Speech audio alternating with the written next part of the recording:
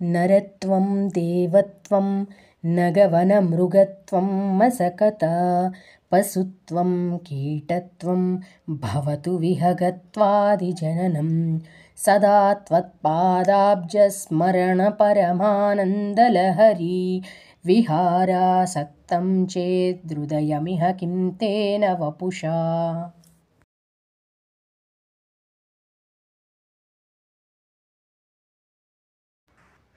ప్రేక్షక భక్తులందరికీ నమస్కారం అండి. ఈరోజు మనం చూడబోతున్నది కర్ణాటక రాష్ట్రంలోని భోగనందీశ్వర ఆలయం.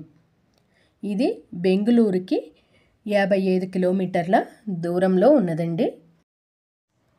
ఈ ఆలయం చిక్కబళ్ళాపూర్ ప్రాంతంలో కొలువై ఉంది. శివుడు మరియు పార్వతి కొలువై ఉన్న ఈ ఆలయం కర్ణాటక రాష్ట్రంలోనే అతి పురాతనమైన ఆలయం. భోగనందీశ్వర ఆలయంలో అరుణాచలేశ్వర, ఉమామహేశ్వర మరియు భోగనందీశ్వర అనే 3 ఆలయాలు ఉన్నాయి. ఇది 9వ శతాబ్దంలో శివభక్తులైన నొలంబరాజుల కాలంలో నిర్మించబడింది. ఇది దాదాపు 5 వంశాల పాలనలో విస్తరించింది.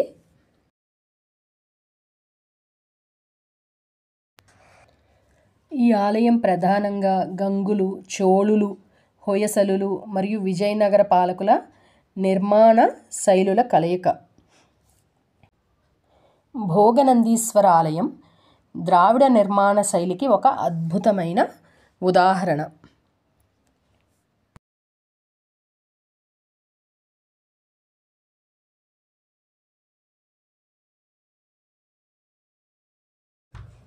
కొత్తగా పెళ్ళైన జంటలు శివుడు మరియు పార్వతి ఆశీర్వచనం కోసం ఇచ్చటికి అనేక మంది వస్తూ ఉంటారు.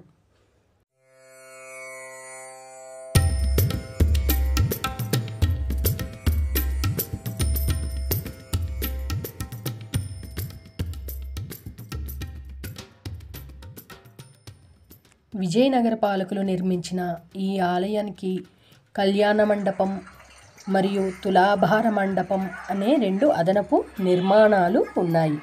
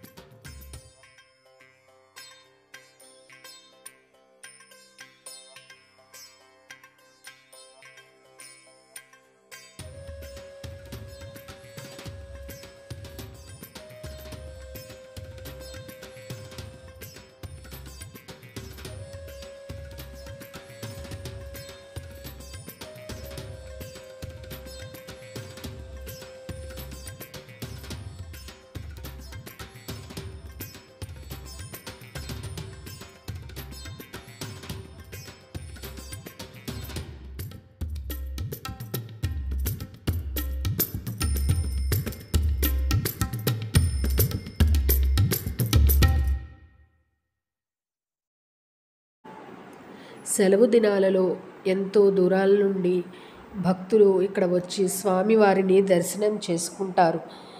ఈ ఆలయం యొక్క శిల్ప నిర్మాణం ఎంతో ఆశ్చర్యానికి గురి చేస్తుంది. కోరికలను తీర్చే కామధేనువు ఈ బ్రహ్మసూత్రంతో ఉన్న శివలింగం. జయ జయ మహాదేవ శంభో హర శంకర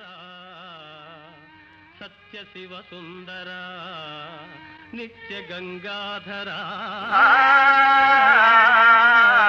ఇచ్చటి కోనేరు ఎంతో ఆహ్లాదకరంగా ఉంటుంది. ఇది చోళుల నిర్మాణంగా చెబుతారు. ఈ ఆలయంలోనే భోజన సదుపాయాలు కూడా ఉంటాయి. దూరాల నుండి వచ్చేవారు సేద తీరడానికి చక్కటి కనుల విందైన ఉద్యానవనాలు ఎంతో అందంగా ఉంటాయి.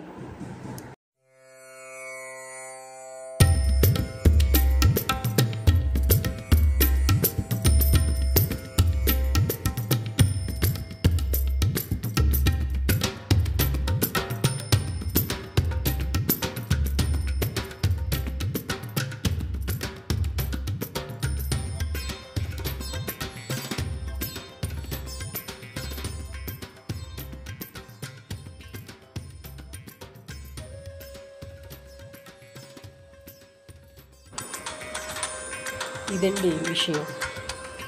మీరు కూడా కర్ణాటక వస్తే తప్పకుండా ఈ భోగనందీశ్వర ఆలయాన్ని దర్శనం చేసుకుని పునీతులు కండి. మీకు కనుక ఈ వీడియో నచ్చితే లైక్ చేయండి, షేర్ చేయండి, సబ్స్క్రైబ్ చేయండి. Thank you.